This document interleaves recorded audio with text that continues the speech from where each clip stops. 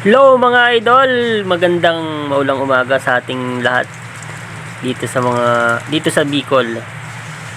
Ngayon ay magluluto tayo ng ginataang balat ng baka. At siyempre, yung paborito ng mga Bicolano, maanghang na ginataan. Hindi lang basta anghang, sobrang anghang. At yan mga idol, nilagay ko na yung bawang, sibuyas, sili, tanglad, at saka yung green na paminta.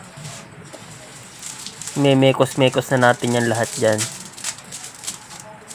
Lalagay ko na rin yan ng asin, at saka syempre magic sarap, pang pasarap.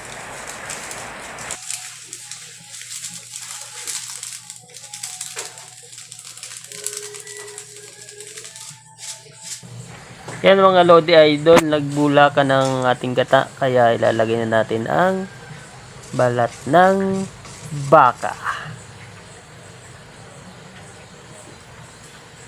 Pinalambot ko na yung kagabi, kaya naman sakton-sakto na yung lambot. Sure na mapaparami ang kain ko nito.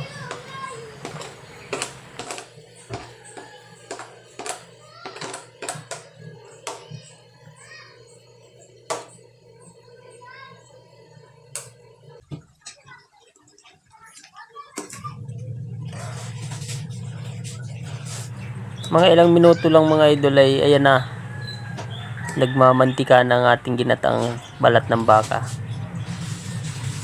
Parang nalalaway na ako. Ayun guys, medyo pinagpawisan ako pagluluto nitong balat ng baka. Ngayon ay titikman ko na yung niluto ko. Kain tayo.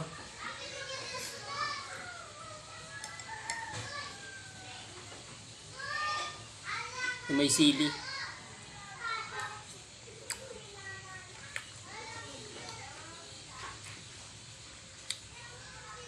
Sarap. Pero mas masarap to kung may kanin.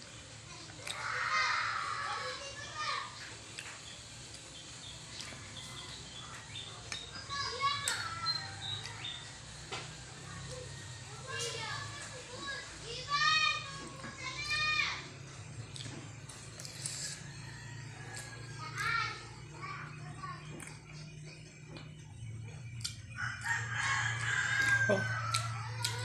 Nagpapawisan yung ilong ko sa sobrang anghang. Pero ang sarap. Mas gusto ko kasi yung ganitong kaanghang. Parang medyo nalalabay ako sa sa tapang ng anghang.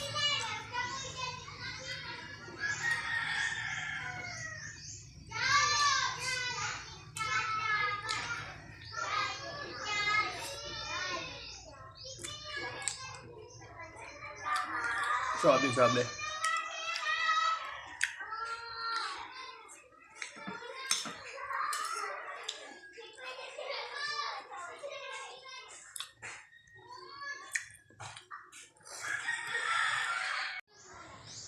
guys, kung gusto niyo matikman itong niluto ko, punta lang kayo ngayon sa akin.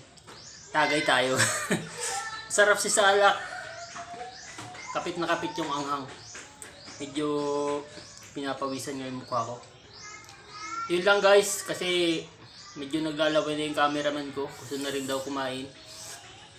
Salamat sa panonood.